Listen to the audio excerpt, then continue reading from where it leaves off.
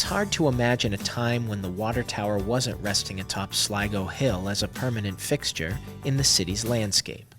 But the standpipe and the hill where it now stands has a very interesting history. John Bowker was one of the early settlers of Marlborough. In 1675, he lived in the area where the water tower stands today. In fact, on many early maps of Marlborough, this area is referred to as Bowker's Hill. Later, it was the site of a farm owned by Caleb and Telaston Brigham. Knobscott Hill in Sudbury and Honey Hill in Hopkinton are the only other points between Worcester and Boston taller than the 1,500-foot mark of Sligo Hill. It's unclear where the origins of the name Sligo Hill came from, but one local legend claims a war evader, nicknamed Old Sligo, went into hiding on the hill during the Revolutionary War.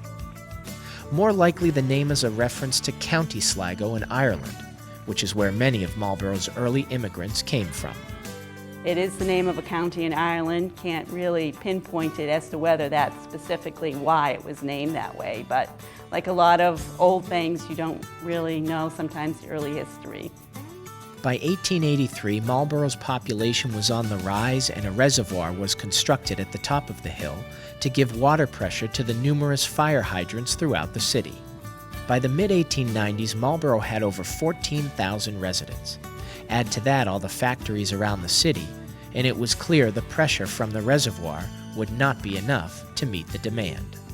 Plans for a 140-foot water tower were drawn and a tank that would hold 120,000 gallons of water, more than enough to meet the city's needs.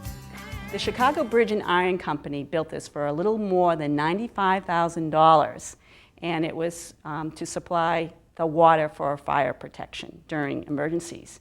And when you have a tower up that high holding all that amount of water, you're able to produce the water pressure that you need to go through the pipes.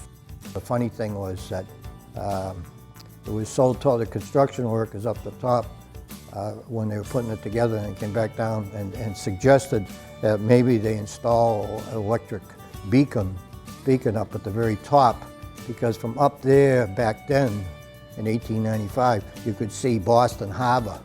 No beacons were installed, but it didn't take long for the standpipe to reach iconic status. And for the city's 250th birthday celebration, the tower was given an interesting facelift.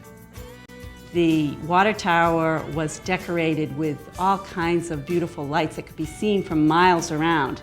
And remember, back then, electricity wasn't all that common, so when you did see lights, it was a pretty extraordinary thing. Most city officials believed with the new tank they would be protected from any devastating fires that plagued many of the cities and towns across the country.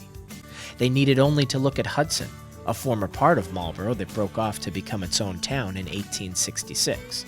In 1894, 40 buildings encompassing 5 acres of land on Main Street in Hudson were destroyed. Even with its water tower, Marlborough wasn't immune to pyro tragedy. On Christmas night, 1902, all the water pressure in the world would not help firefighters dealing with the brutally cold temperatures, which led to frozen hoses, making it impossible to put out a fire, which destroyed Marlborough's original city hall. In 1913, Charlotte Howe, who lived on Martin Street, saw the need for a recreation area for the children of Marlborough. She donated 9 acres of her land adjacent to the water tower. She named the area the Stevens Howe Playground, after her husband Oscar Stevens and her father Simon Herbert Howe. Yes, that Simon Herbert Howe, Marlborough's first mayor. In 1941, the country was at war, and Marlborough had a role to play on the home front. My father had fought in World War I, so he was not in World War II, but he was in civil defense, and he was telling me how, they would go out at night and make sure you had your lights off and things like that, and they had areas of Marlborough where they used watchtowers, and this was used as a watchtower. Now you had to be a pretty brave soul, because you had to climb up these ladders out on the outside up to like over 100 feet up, 110 feet up maybe, and there was a walkway that went around it. And they'd be up there with, I believe, with binoculars and looking for German airplanes, and thank God that never happened. After the war, the population of Marlborough exploded, and by 1962, the 120,000-gallon standpipe was not nearly enough for the city. A second tank was built at the same site, holding over 2 million gallons, leaving the old standpipe as nothing more than a relic of years gone by, used primarily now as a cell tower. Talk of deconstructing the century-old structure comes up from time to time, but the tower has become such a symbol of the city that losing the tower would almost feel like losing a part of Marlborough's identity. You know, certainly shows up in photographs because it's so recognizable, and it's just a beautiful landmark that makes Marlborough distinctive by having that water tower there.